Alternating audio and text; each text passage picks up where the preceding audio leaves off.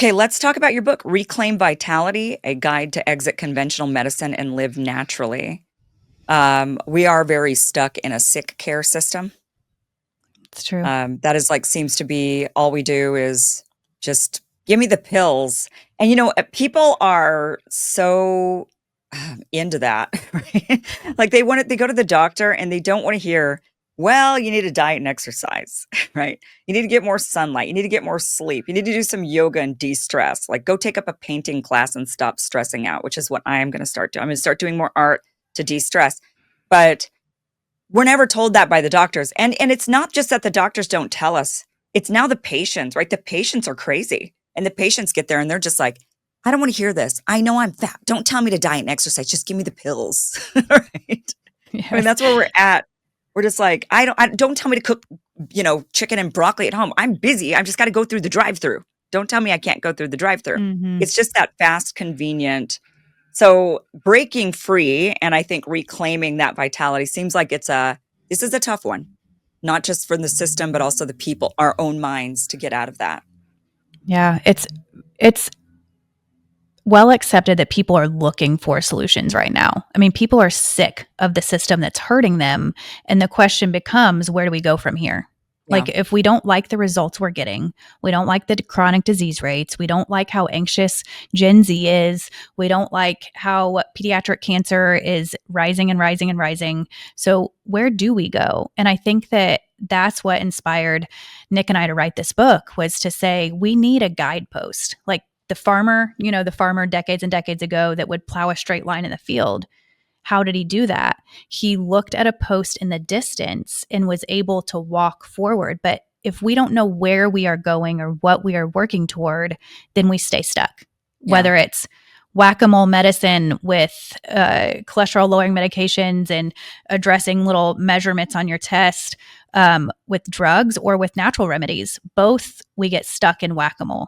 But if we understand that there's a few principles of health that are true, that your body is designed to heal, that it's always healing, and that even if it gets devitalized, you can revitalize it. And when people start to understand their options, they won't be tricked by progress anymore, by the illusions of rapid intervention that has unintended consequences.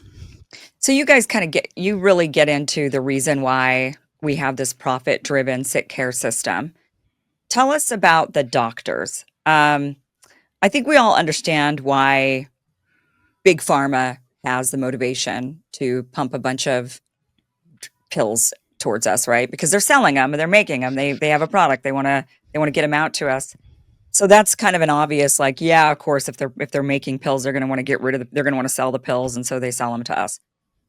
Um, I understand, like, insurance companies, they're always wanting to cut corners. They don't want to have to pay for medical. There's like all of these things that I think many of us are aware of. I think COVID made us a lot more aware of things that we weren't thinking of. Like the fact Mhm. that there's all these big money donors, like the Bill and Melinda Gates Foundation that was giving to a lot of these universities who were then supposedly the epicenters of the research, only for their research to be skewed because the research was based on a grant and they basically had to get to the result that the grant givers wanted, which is vaccine, vaccine, vaccine, which was the Bill and Mhm. Melinda Gates Foundation pushing a lot of vaccines.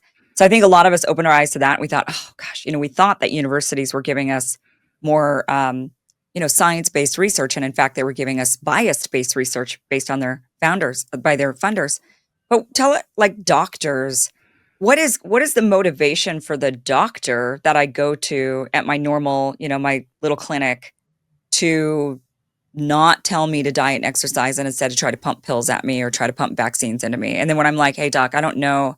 I mean, I was just lucky during COVID. I got to tell you, I was lucky during COVID and I lived in Los Angeles at the time, that my doctor and the nurses at my doctor's clinic were not pro-vaccine people. Like they were not, like they were, they would give vaccines to people, of course, but they were not like pushy. I never was asked.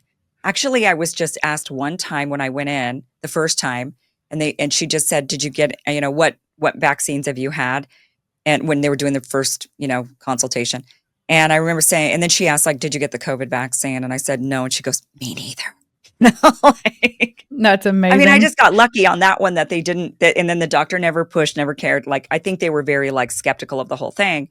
But but why would a doctor, what is it? Why is the system so broken at the doctor level? Like, what is Mhm. wrong? You'd think your doctor would be the one that would say, you know what, you're a 22-year-old male. I don't think you should get this vaccine because it might give you myocarditis or pericarditis. And that's worse than anything for you. Yeah, I mean, I think it all comes back to standard of care. It's compliance medicine, and that's what dictates whether or not a doctor gets reimbursed. When it comes to the insurance industry, you have to have certain coding, certain diagnoses, certain rates of uptake and rates of compliance to keep your quote unquote quality scores. Obamacare Yeah. ushered in the quality scores to say, here's how you can affect your reimbursement rates. And it's basically based on how compliant are your patients. And that's why when a doctor orders you a test or a script or something, they care that you say yes, which that shouldn't be the case. Your Yeah. doctor should present you with the options and then let you decide. Full informed consent is knowing the risks and the benefits of every option and of doing nothing. So who's the bad guy in this whole thing then? Because it sounds like to me the doctors are just like, well, if I want to get paid, if I want to keep doing my job, if I want to keep my clinic open, Mhm. then I have to go along with these things whether I like it or not. So they're almost prisoners too in the whole thing. They feel like that. And we've talked to, especially during COVID, we spoke to dozens of doctors who are trying to exit their partnerships, their hospital administrations, and they're under these wicked non competes that thankfully are starting to be undone. Like these non competes are being exposed as unnecessary and as anti competitive, and it cripples a doctor in their practice going forward. So those things are starting to be exposed, but ultimately, we're responsible. I think that that's where the push comes to shove is we've outsourced all of this to the experts. And at the end of the day, I, as a mother, I'm the one holding the cards emotionally, physically, financially, time, relationship dynamics. Like I am holding the cards when it comes to health, not my doctor, not my government, not the school teachers. And so it's incumbent upon us to know which providers we are choosing. Do these providers align with my goals for my health? I mean, even Yeah. if you want to, I heard a story the other day that even if you want to know, let's say you want to go to a cardiologist because you have you're high risk because your dad and your grandfather and so on and so on for heart disease, the cardiologist is not best suited to help you keep your heart healthy. Hmm. They're confused if you come in there and say, hey, I'm here because I'm high risk and I want you to help me know what to do to stay healthy. And they're like, why are you here? I have drugs to offer and I have surgery to offer. And that's like, you're Yeah. not in the right place, honey. So it's incumbent upon us to understand what are our health goals? What providers are we enlisting to help us with that we are ultimately responsible for our health and for how we live, for how we move, for how we sleep. Where would you say it, where does who's the baddie in all of this? Like, who's the baddie? So, um, if it's not the doctor themselves, is it the insurance companies? Is it the pharmaceutical companies? Is it the government? Like, who's the ultimate when you trace it all back and you're like, this is why the system sucks? Who's the Mhm. ultimate baddie? That if we could just take down that guy, that's like taking down, that's like, okay, we just got Bowser, like, That's and right. now who's the worst of the worst that we just got to take that one down and then the whole thing kind of crumbles. The house of card crumbles. I bet we could debate this all day, but what I always say is it's the government because, of course, the pharmaceutical industry and the biomedical industries, they have shareholders to please. They're doing their job. They're doing research and development and offering products. Like they're doing their job to sell their solutions. But when it comes to our government overreaching and making individual health into public health, to funnel us all into single solutions that are accepted and paid for, that's where we've really gone wrong. Like we have to unintertwine government and industry relationships. And Yeah. those relationships are hidden sometimes. I mean, you brought up the Bill and Melinda Gates Foundation holding hands with the CDC Foundation. Yeah. And so those types of, it's government and industry holding hands that really cripples transparency, and that keeps us all stuck in a one size fits all system. Yeah, I think it is the government. I think that it is, like you said, you're suing the CDC over the vaccine schedule. Well, I mean, big pharma couldn't make a ton of money off of that and Mm-hmm. pump us full of vaccines if the government didn't stick it on a schedule and say this is what we recommend, and then that causes all of the preschools and schools and camps and all of them to say, well, we require all this because it's the government puts it out there, or just yeah, like the government rebates on things like, well, if your patients do XYZ thing, then we'll give the money. I mean, that type of incentivizing just it is creating the problem. It's I, creating a bigger problem. Medicare, Medicaid, which is our government system, sets the standard for all private payers. I mean, they are the standard setters. That's how information trickles down in the healthcare industry. And there's something in the Medicare guidelines that say that health insurance is not meant to prevent disease or care for the human frame. It is strictly to treat. Yeah. And so if those are the guidelines that are providing the framework for the private industry, then why don't we take a look at that? Which I think Washington is taking a look at that. I think under Secretary Kennedy's leadership that they are taking a look at how do we incentivize the pursuit of health instead of putting everything on focusing on treatment. Yeah. I really hope that, I think actually I was just talking to somebody about this the other day.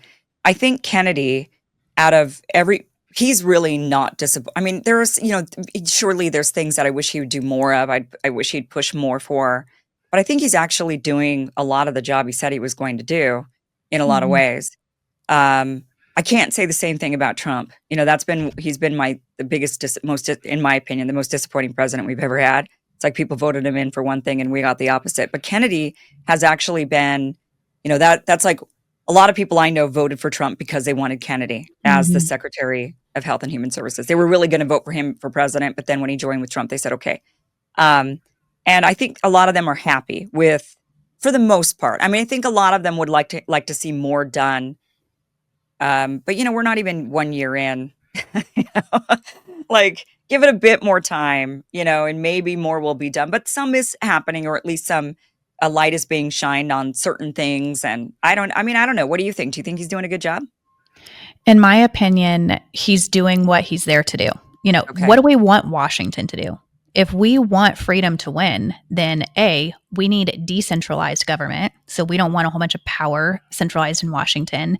And we need transparency. And that's what Secretary Kennedy is focused on. He's focused on unraveling government and industry ties so that we can have greater transparency. When I was with him a few months back in DC, his sole focus was, we will end the commoditization of our children. And that's exactly what we want him doing. Because, okay, you're like, Leah, why do you always talk about kids? It's like, y'all, things start with the kids. Yeah. That's how we set the framework to have the greatest amount of uptake. That's why Hep B, the dose of the Hep B vaccine, is at day 1 of life. It's uptake. It's a game of uptake. So if we put whole genome sequencing at day 1 of life, then guess what? Now we're in the genomics race with China. China said we will have our national genomics database complete by 2049. Are we signing up to enter that race? Sounds like we are. We're signing up for? Why? Now, I'm just so confused on that one, only because Dr. Jay Bhattacharya is like one of the nicest, greatest doctors, in my opinion. Like, but is he behind this whole genome sequencing? I want to know that too. Yeah. Yeah, because I think that there are good people in HHS right now that know the truth that genes are not determinative. So we cannot tolerate a system that tells vulnerable mothers that are holding their precious newborns that genes are determinative. That's the opposite of transparency. Yeah. Leah, this has been such a wonderful conversation. Really helping shine a light on a lot of things that I think are really, really important. I don't think that things matter more to people than their children. And really, even those of us that don't have kids, it's just the future. With kids, and I do have many children that I love. I'm an aunt to many kids that I'm the cool aunt. I'm the fun aunt. But but I think that the issue, even for people who don't have kids, it's got to be about they start it with the kids, like you said. That's who they experiment on, and that's who they're easy to mandate onto the kids, and they first rip all the freedoms away from the kids, and then you Right. see at that point what they're then going to do to the rest of us. If they're going to push vaccines on all the kids, then they're going to do it to us, and they've done that. And so it's important, even on a selfish level, right? Just to say, I don't want this stuff done to the kids because sure enough, it's coming for me. Absolutely. They are not stopping with the kids. And that, like you said, holds true with everything. Who's next? It might not affect you today, but the allowance of the overreach will eventually affect you. And I've told a lot of people this, that why did they target our kids during COVID when we knew the kids weren't at risk? And I Yeah. truly believe it's because the kids are the ones that will tell the story to their children and their grandchildren of COVID.